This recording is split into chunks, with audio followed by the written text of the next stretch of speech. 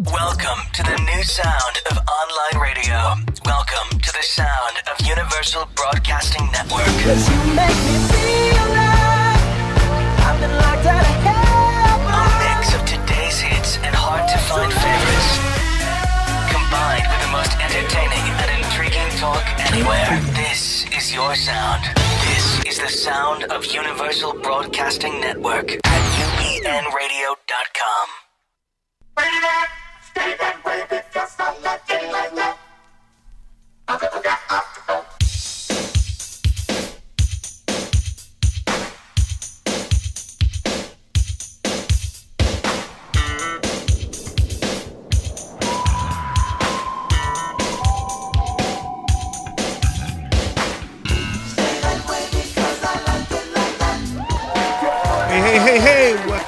Hey, welcome back. This is Brother Yates.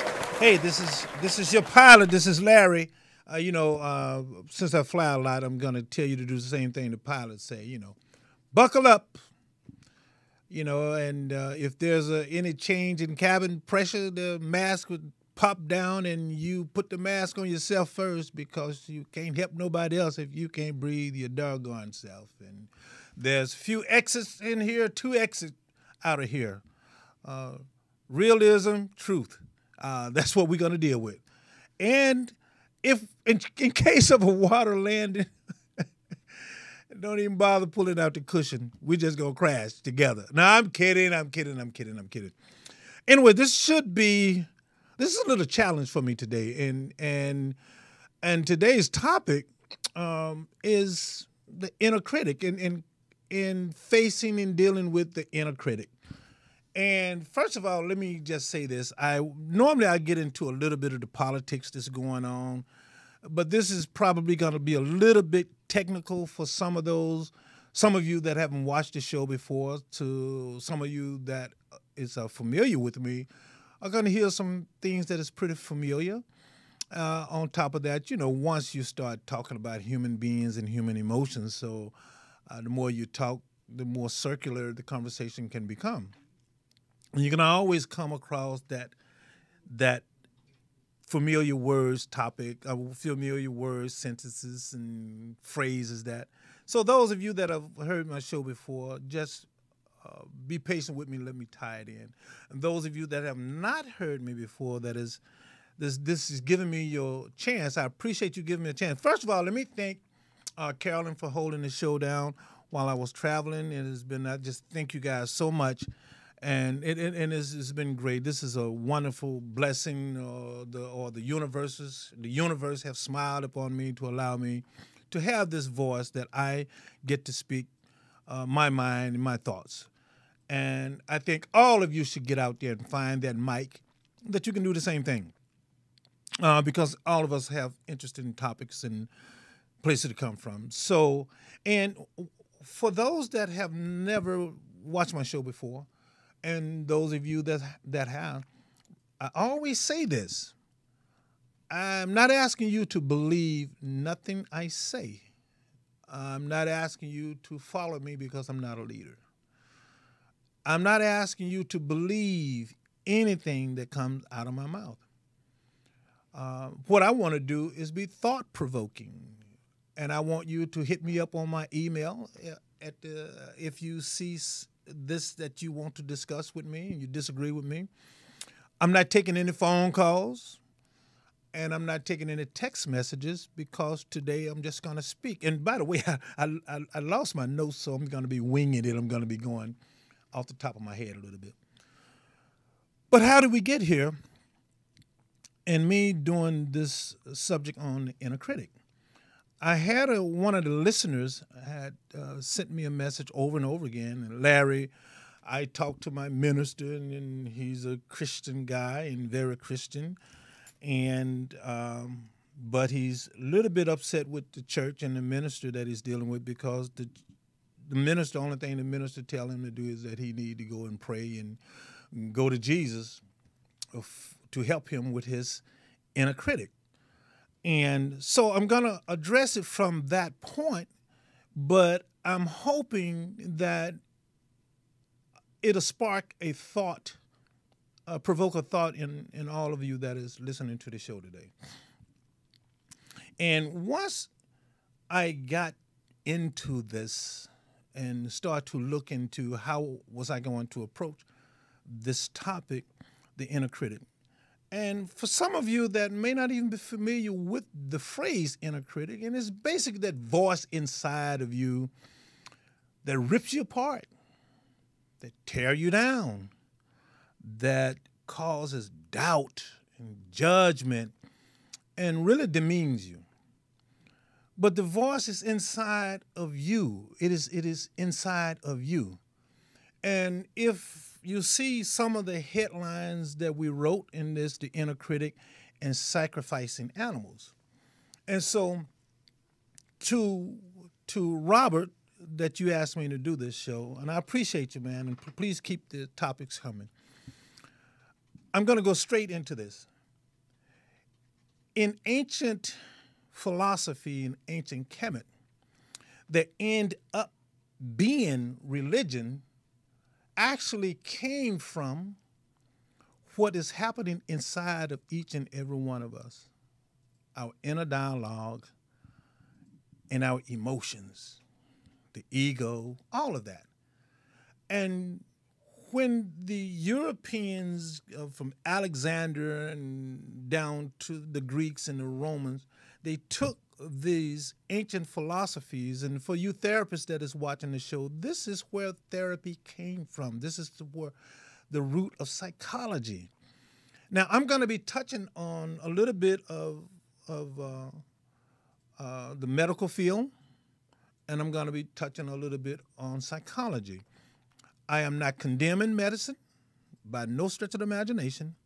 I'm not a doctor. Anything I say that is referred to medical conditions, I want you to go and have it checked out with a professional. Anything I have to say about psychology, don't take my word for it. I'm not criticizing psychology. I'm just taking up a few pieces where psychology started from that is not looked into in the same manner for which it was created. And if you need a therapist, please go ahead. But if you need a life coach, reach out to old Larry Yates at lcwyl29@gmail.com. And then we can discuss this. And then I have some treatments at the end of this. So I know some of you say, well, Larry, get on with it because you have this long opening. Because sometimes you have to ease people into topics that could be a little bit complicated and a little bit controversial. Now, addressing Robert's concern and his minister telling him to go to the Bible and the whole bit.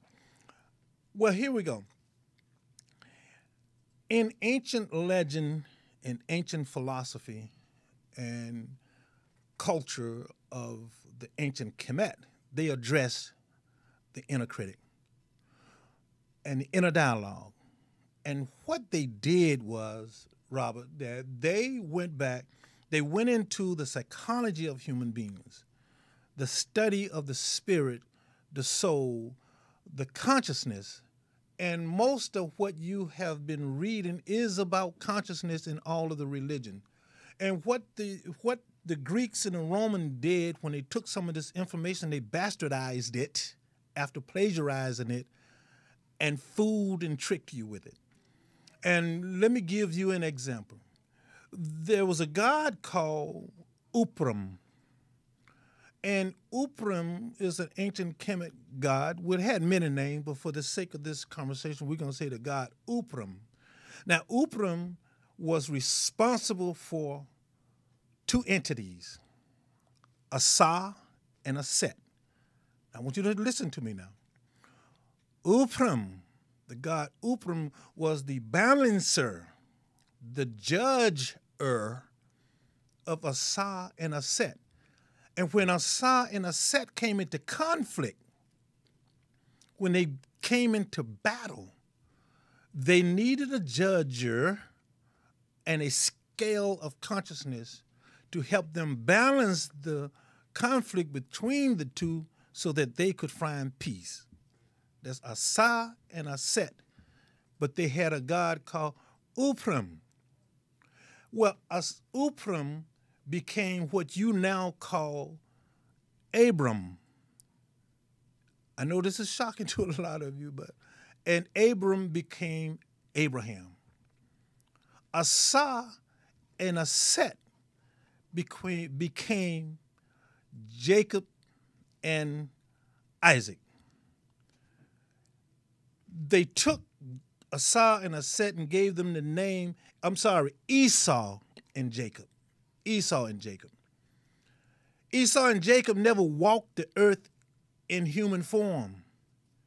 That was the ancient psychology, ancient study of your spiritual inner dialogue, that when you come in conflict with yourself, Asa is in conflict with Aset, and this battle that is taking place is inside of you, the voices in our heads, you and me.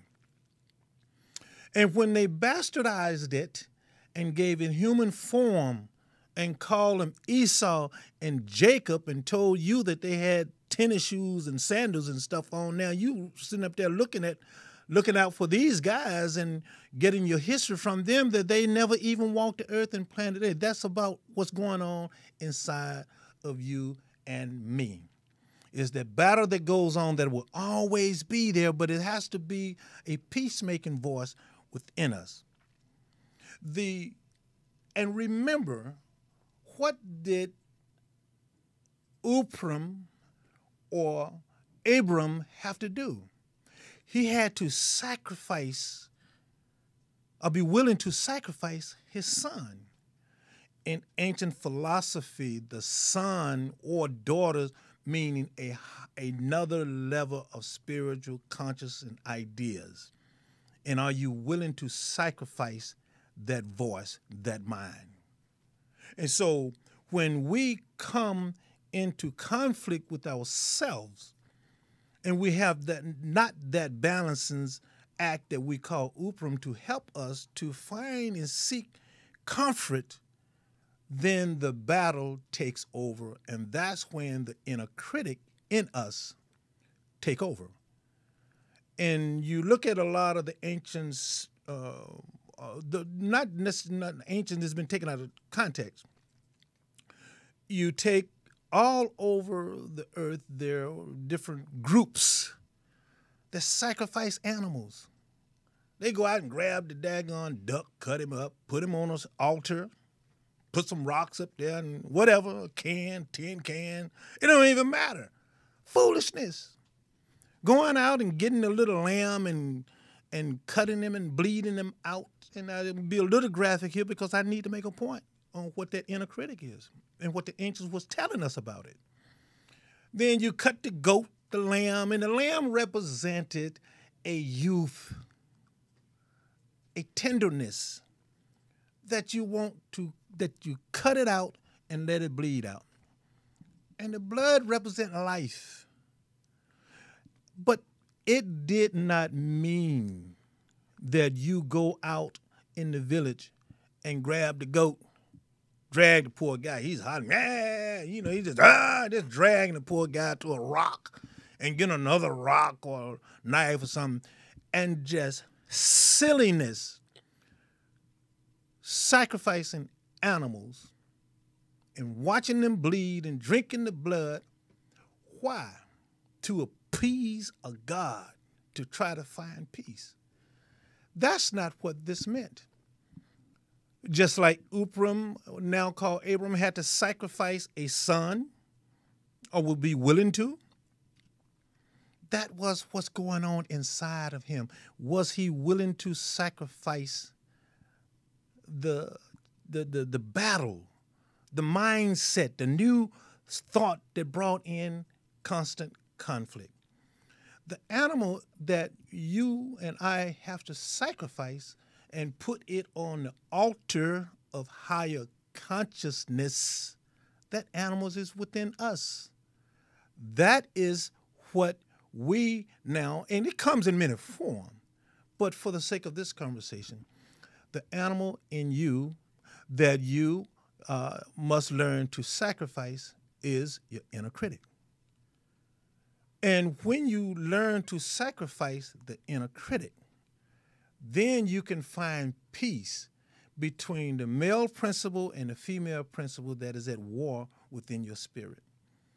When the male principle and the female principle come together in harmony, it gives birth to new sons and new daughters, which is new ideas and new life, new level of consciousness, new level of understanding. But if you continue to let the Satan, that is your inner dialogue that manifests itself as an inner critic, you will never understand how to sacrifice that animal. And we're going to do some treatment at the end of this show.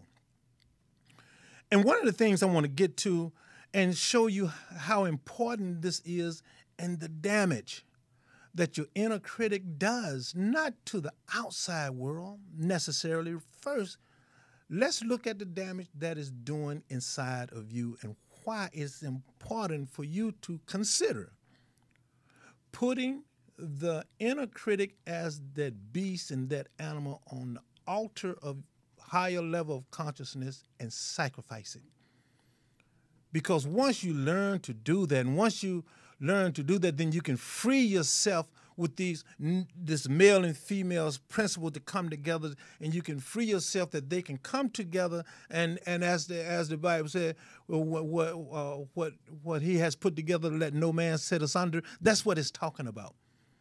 Not nobody jumping a broom or going before a preacher. It's talking about the male and female consciousness inside of each and every one of us, that once that marries, and then that too can produce offsprings, male and female offspring that create more male and female offsprings that is represented into higher consciousness, higher thoughts, and peace of mind, love, spirit, energy that we're all made of can come together. And it doesn't mean that we won't continue to challenge ourselves with our inner critic. It just means we will seek a balance with the inner critic. And then let's explore some of the damage that the inner critic does. So maybe this will encourage you to move forward and research this. And like I said, I'm going to talk a little bit about the medical world.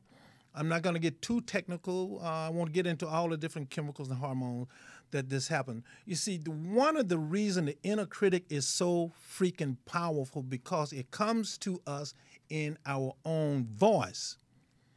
And to give you an example, you sitting somewhere, male or female, and you see someone that let's put it this way. You take your partners. Because your inner dialogue, your inner critic comes in your voice. And let's say you think your partner is cheating on you. You think that someone don't like you.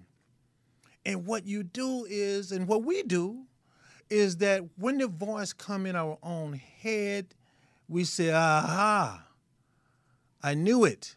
There's something about him or her that I don't like. But then when the voice comes to us in our head that we are so familiar with, and then it will trigger a visceral reaction, which is your stomach.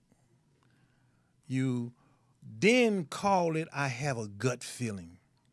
Well, then because you hear the voice in your head, so familiar, and then you feel it in your body, then we claim that as truth, and then we react accordingly. No one else can be in the room with you. No one else can have a conversation with you. Hell, you ain't even picked up the telephone. You're not text messaging. You just go off to yourself and you start to believe the voice that is in your head.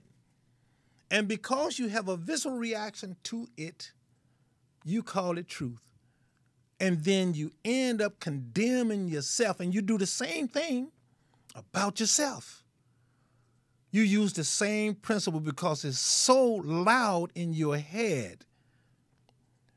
And it has this visceral reaction, and you believe the inner critic about yourself, so then you stop and you doubt everything you do. Or you overly believe everything you think. And one of the damages of this inner critic on the body, and this is why the ancients talked about what's going on, the battle that's going on within the kingdom of God. The kingdom of God is your body, because he, she live within all of us. The temple is, the body is the temple of God, which is you. And so one of the ways that this works is that once you hear the inner critic voice beaming loud in your head, vocalizing all of the negativity, you get the visceral feeling. Well, once you feel it, it sends a message from the nervous system throughout your body. And your nervous system connects this message to the hypothalamus gland. The hypothalamus gland gets to the point that it starts to produce hormones that produce messages to the pituitary gland. And now the pituitary gland is sending the same message to the adrenaline gland, which start to overly produce what we call cortisol. And now you're functioning from your lower self because your body is in a constant state of fight or flight, that it cannot properly break down the amino acids and the protein to get into the target cells that you need. And then you are in what you call a perpetual stress mode. You're in a constant state of fight or flight. You're so angry, you're so easy to get pissed off, you're so easy to be hurt. Well, your feelings are always hurt now, and this is all happening at your lower self because you have believed the inner voice and you have not sacrificed that beast. Like I've said on shows before. Then what happens here, the Esau, the Jacob, the Haru Haset, is the will to do and versus your desires. Now with your body in complete fight or flight mode, you're in a constant state of working with your desires, working on your desires, your desire to do this, your desire to do that, but not your will is being depleted by the strengthening of your desire. And this is why the ancients say, well, your desires is ruled by the gonads in the man and the ovaries of a woman, where you're producing or lack of testosterone in men, and the hormone that women produce in their ovary. But one of the things that happens here is that now your body is at war with itself because of your own inner critic. You can't digest your food. Your sex life dies. Women are no longer producing estrogen at a healthy level. Men are not producing sperm and the hormone that men produce at a healthy level, because now you are at war with yourself because of the inner critic. Is not just dealing with whether you can write the book or not. The inner critic is killing you physically. This is why you women get osteoporosis and all of these autoimmune diseases. Don't take my word for it, check with your doctor. Digestive diseases, heart disease, because you're in stress mode. Because you have not learned to sacrifice the animal called the inner critic. And some of you have believed your inner critic so long that you start to protect it.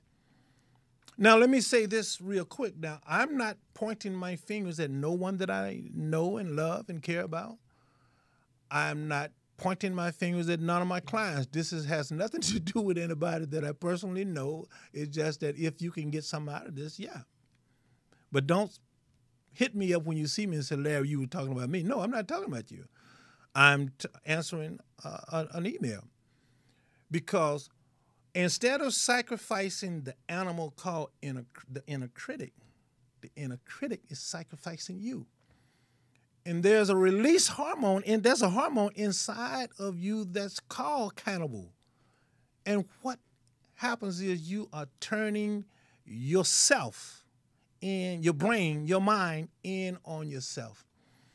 And many of you that are watching this right now, you're cannibalizing yourself. You're eating yourself alive, mentally, spiritually, and physically. You're in pain physically. You're in pain mentally. You're in pain spiritually because you have gotten to the point now you become protective of your own inner critic. Someone say to you, well, you can use cognitive thinking and you can change your mind. You can look at things differently. You can be more responsible with what happens inside of you and how you react to it. It's about retraining your thoughts. It is not about someone walking on water or someone going up to some mountain, breaking some rocks and stuff, saying, here's the commandments. It's not about somebody blowing themselves up. Boom! I'm gonna get 72 virgins. If you want to meditate, and I'm not saying don't give up your religious belief. But I'm just telling you that a lot of this has gotten in the way of you learning to sacrifice the animal that's within you, that is called the inner critic. I'm telling you that you can start to believe, you can stop believing everything that your inner critic tell you.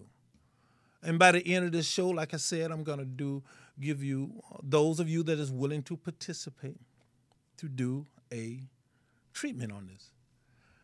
And back to this lower self, and this is why when you say emotionally and your senses kick in, you say, well, your desires is functioning now off of your lower self. That's why you say, I have this gut feeling. I feel it in my stomach.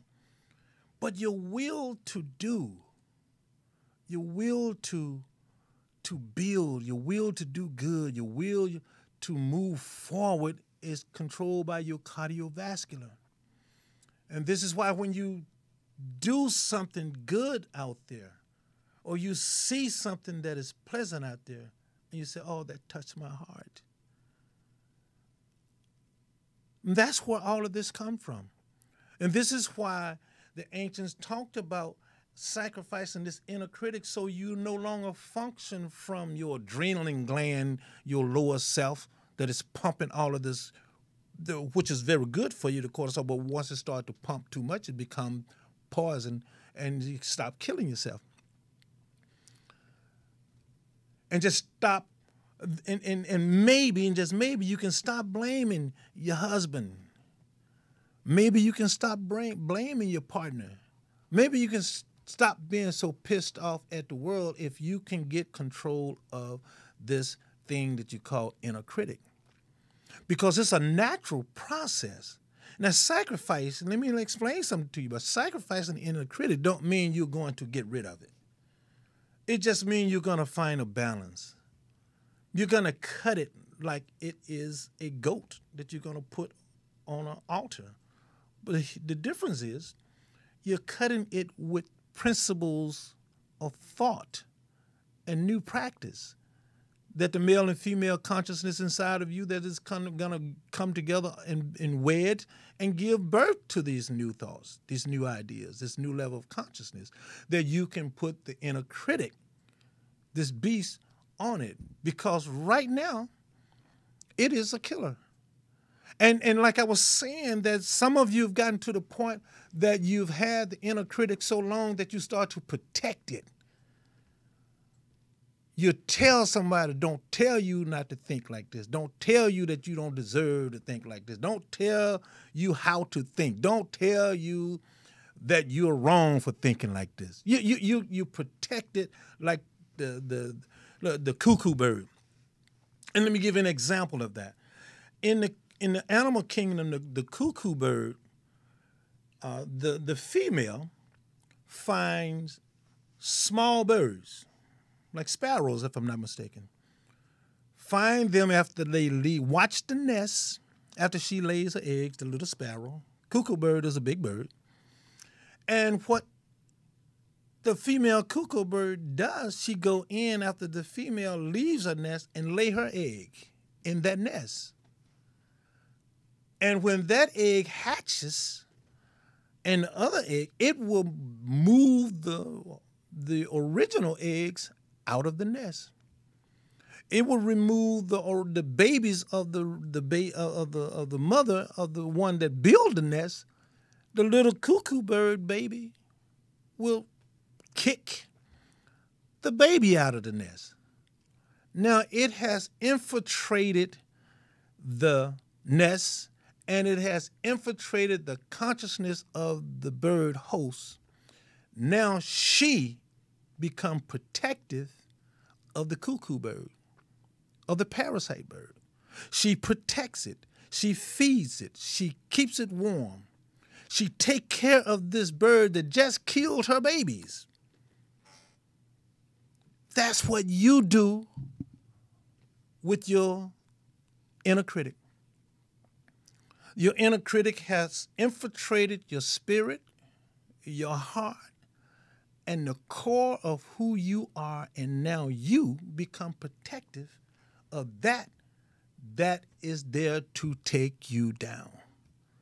The inner critic then grows, just like the little cuckoo bird. He grows bigger than the mother host, grows stronger. You keep feeding your inner critic with belief. And the more you believe these voices in your head that is inner critic, that is the food that keeps it alive. That is the nourishment that it needs. And then the more you go out and react according to your inner critic, the inner critic becomes stronger and stronger and stronger, and it becomes the beast that wakes you up.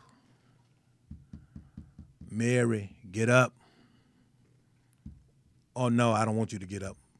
Lay your ass down. Inner critic.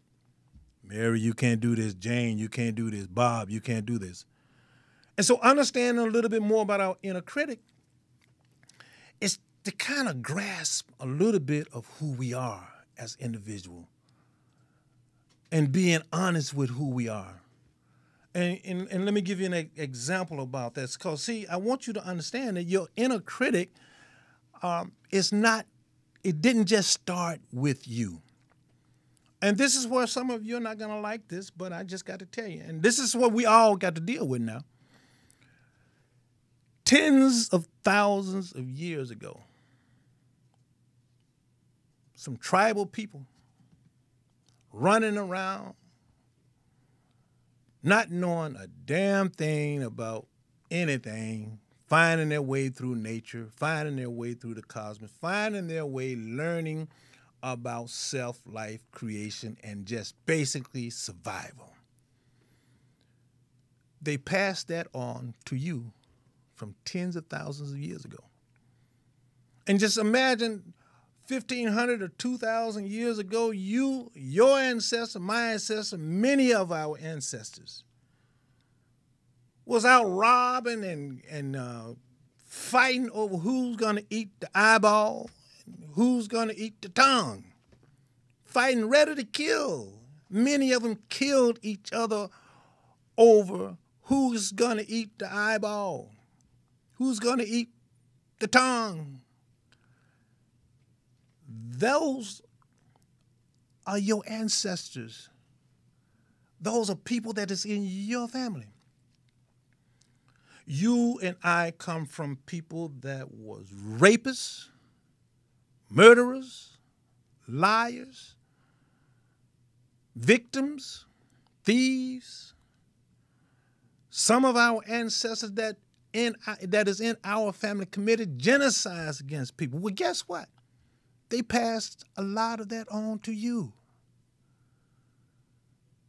A couple of 100 years ago, some crazy folks were walking around and met each other, and boom, guess what? They end up being your great-grandparents, my great-grandparents. Some of the same grandma fighting over chitlins and your grandma fighting over who gets to lick the salt, fighting each other and not knowing much about what the future is going to hold. Uncle Lou and Grandma Annie and all them coming together. Old Lou getting drunk, coming around the campfires and all that stuff.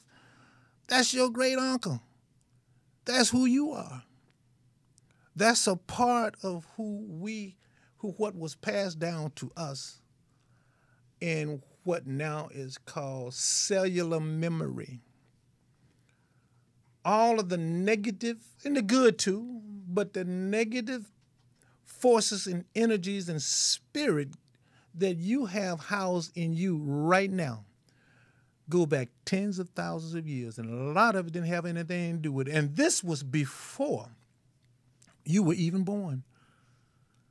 All of the corruption, all of the suffering, and all of the rot that was done by members of your family, your bloodline, passed a lot of that on to you and I. Many of your family were slave owners. Many of us was descendants of slaves. Many of us come from had many family members that was mentally ill, committed suicide. All of this is in our legacy, is in our DNA, is in our bloodline through cellular memory. And then here we are, many of us 100 years ago, two people got together. Now, some of them, I told them they should have looked the other way. They met under some crazy circumstances. One lied to the other one. Okay, they saw something sweet in the other one, and bam, guess what? They got together. And within that getting together, he coming together with the woman, releasing hundreds of thousands of sperm that traveled to her egg. And there was a battle within that sperm run, within that race. But you wanted to get to that mother. And now, carrying all of that memory with you, and now you are born into this world with problems inside of you, both physically and mentally, that you had no control over. So you was born with the potentials of a powerful inner critic. It was survival. It's good to put balance in it, to make sure you don't overstep. But then now you're born and you're hurt and pain from childhood, and many of you have been so hurt as children. And you don't know how you got there, and you deserve it or not deserve it. Did you call it up on yourself? We still fight with that. Then the inner critic start to strengthen itself because it comes in our voice. And once again, we tend to believe it. And so part of the inner critic is that we was born with, and that goes back to the animal sacrifice that the ancients was talking about. You can learn to take that inner critic and sit it up on the altar of consciousness and sacrifice it.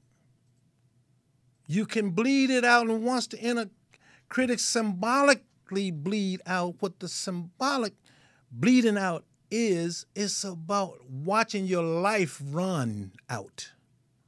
watching the life of that inner critic. I'm sorry, watching the life of that inner critic run out. Watching yourself subdue it, because the greatest challenge you have is not out there. It's not your partner. It's not your government. It is not your friends and the people. It is within us. That's what this whole battle is about. Let me just check in on time. Jarvis, how much time do I have? Okay, because I want you to work with me here. And so let me do this. I have done a couple of things in helping people that need to deal with the inner critic. Now, if you do this, what I'm asking you to consider doing, reach out to me on my email, lcwyl29@gmail.com. lcwyl29@gmail.com. If you have questions about this, if you try this treatment that I'm going to share with you, I've done it. I've helped other people with it, and I've actually helped some leaders, spiritual leaders, with it, and they too take on the practice and move forward with it. And it does. And if it helps you, and you want to criticize me, please hit me up. I want to talk about this. You can, and I promise to get right back with you. Let's talk about how do we sacrifice this inner critic. I want you to take a day, and I want you to listen to me carefully. I want you to pick a day where you can be by yourself. I want you to take your time. Don't rush it. Take your time, maybe an hour or so. And I want you to write down with pen and paper, or pencil and paper. I want you to write down. Do not do this with a keyboard unless you have a physical challenge. I can understand that. But if you don't have a physical challenge, I want you to write this down on paper, separate sheets of paper. I want you to spend an hour or two writing down every negative thing that you can think of that you say to yourself. I don't want you to write down what you just heard someone say that threw their finger at you at the red light because you cut them off. And yeah, you cut them off. I was watching. Yates was watching. You cut them off. You ran the red light. No. Your partner get pissed at you yesterday or today. I'm not talking about write down what he or she says. I want you to write down every negative thing that you say to yourself. When you're in doubt, when you're in a critic, when you're angry, when you're hurting, write it down. And I want you to spend some time with it. I want you to spend one day with that after you write it all down.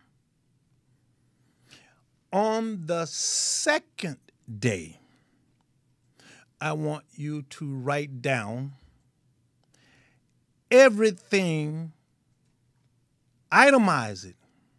Each thing that you said negative about yourself, that you say negative about yourself, itemize it, and I want you to write down and explain in the writing why you say these things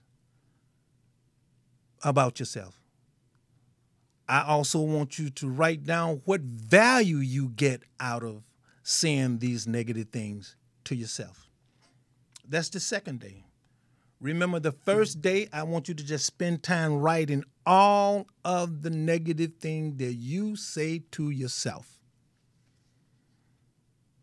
The second day, I want you to go back and itemize it and write down each negative thing you say to yourself. I want you to explain it in detail in paper and pencil,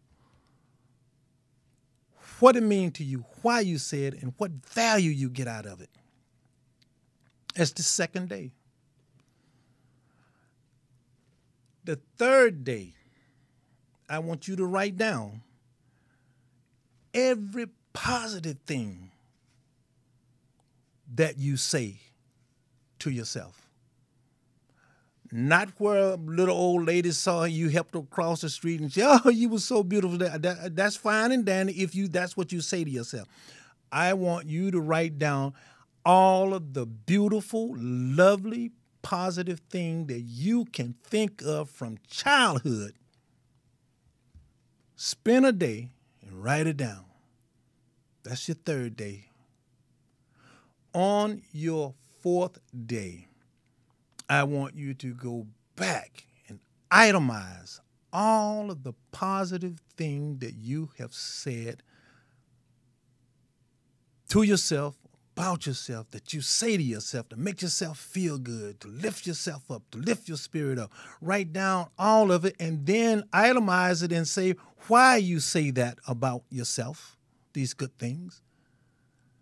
And then I want you to write down what value of these good things you've said to yourself and what you get out of it, these good things, and why you say these good things about yourself. Now, on the fifth day,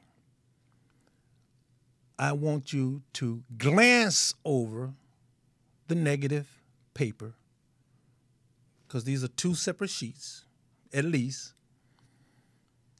And I want you to consider burning them. Don't burn down your house. Don't set no forest on fire. I want you to take this negative paper and I want you to burn these things that you have said to yourself. I want you to smell the paper as it burns. It's very important, these negative things, and why they were so important to you. And I want you to smell that paper and I want you to see that flame go up, because now what you're doing is you're sacrificing the inner critic. You're sacrificing that animal. And once you do that, on the sixth day, I want you to look at the positive things. And I want you to pull the top 3 things. And it's important to stick to 3. The top 3 positive things, I want you to take them. I want you to write these 3 positive things in your handwriting as neat and as beautiful as you can possibly write it yourself. I want the grammar to be correct. I want the spelling to be correct. And you want it to be as neat as possible. The top 3 things. On the 7th day, I want you to take those 3 top positive things and I want you to place them, copy them. And it'd be best if you wrote them out yourself. Take the time and write it neatly on 3 separate papers and put it in 3 places where you can see it on a regular basis. Put one in your bedroom. Look at it before you go to sleep at night. Put one in your bathroom and one in your car. That's what I would do. Now, you pick the best, but I would say consider your bedroom, consider your office, whatever. But here is what I really want you to do. When you finish writing these positive things, at the very bottom, I want you to sign it as I love you and put your name there. You can say, I love you dearly, I truly love you, and best loved. I don't want to hear no regards and all that. No, love. See, and much love, or however you want to word the love aspect of it. Sign your name and make it everything easy, clear. I want you to take time to do this top 3. I want you to time it, take the time and do it neatly, do it lovely, put care into it. And then once you place these where you can see them, where you have access to them on a regular basis, and what you are doing now, you are killing, subduing the inner critic. You are now working with the inner critic because really the inner critic recognizes that you are now fighting back. So I want you guys to try that. The job is my time up, right? And if you have any questions about this, and it's going to be so important that once you write down all of the negative things that you say about yourself, the first day. The second day is so important that you itemize it and say why you say these things about yourself and what value and what you get out of it. And the next day, write down the positive things you say about yourself. I want you to come back and itemize it and talk about the positive things and why you say these things about yourself. Then I want you to come back and get the top 3 positive things that you say about yourself with the itemized explanation. I want you to sign it off as a love letter, and then write your name, sign your name at the bottom, and date it. And I want you to do that. And next week, I would love to hear from someone. If you do, keep it private. You can join me on Facebook. I'll post something on Facebook about this and whatever you decide. And what you will begin to do is this is one way of many ways of addressing and sacrificing the animal called the inner critic. You're going to see many of you, some of you are going to say, well, God, Larry, this voodoo. No, this ain't no daggone voodoo. That's what the problem is. You've been so programmed to deal with these religion and all of this foolishness that the mind actually work with hand and eye coordination. That's a mathematical fact. That's a scientific fact. And this is what is going to help you take away the food from the inner critic, that you can begin to understand why your inner critic is so strong, and you will begin to see how it can be defeated, how you can begin to understand that every time something negative hit into your consciousness, and just because it came into your own voice, and just because you had a visceral feeling from it, does not make it true. And it doesn't matter whether your inner critic is criticizing someone else because of the way they hold their mouth. I mean, you know, we do some stupid stuff, man. I don't like him, color of his skin. Oh, yeah, we get that one. Oh, no, he got blue eyes. I don't like him, you know. Little snotty-nosed baby got pimples. We don't like, we criticize life in the most beautiful thing that the universe has given us. We as human beings have the greatest tool known to man, and that is our mind. We can use cognitive thinking. We can use new practice. We can overcome the power of our inner critic. Because if you continue to let it gain power, if you continue to let it walk over you, and then let me just, as I start to close, and you start by saying something to yourself. never say anything to yourself that you won't allow a stranger to say. If you don't allow a stranger to call you a damn fool, well, then don't call yourself a damn fool. If you don't allow a stranger to walk up and say you're stupid, then don't call yourself stupid. We have to reprogram the voices in our head and the oral to voice.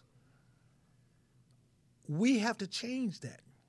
And we can change. And that's the beauty of having this beautiful spirit and this, what do you want to call it, the creation and God, and I don't care what you call it. But we're vibration, we're love, we're energy, we're spirit. We're all of that. And we can work this. And remember, the more you look, the deeper you look within you, the higher you will ascend. And as I close this show, I do the same thing all over again. Thank you guys so much. This has been a little bit helpful and conversational. And like I said, I'm not trying to get anyone to follow me or believe anything I say. All I want to do is be thought-provoking. Remember, a nation can rise no higher than it elevates the woman.